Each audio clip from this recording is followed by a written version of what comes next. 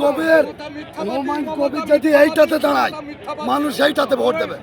হুমায়ুন কবির যদি মাটির চিহ্নতে দাঁড়ায়, হুমায়ুন কবির জিতবে। হুমায়ুন কবিরকে সমর্থন করবেন? অবশ্যই।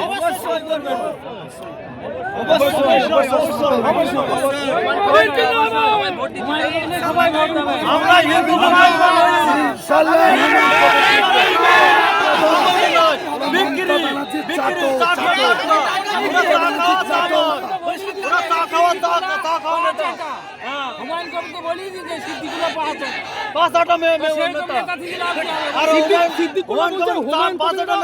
ধর্মীয় সুশ্রুতি দিচ্ছে, কি বলবেন?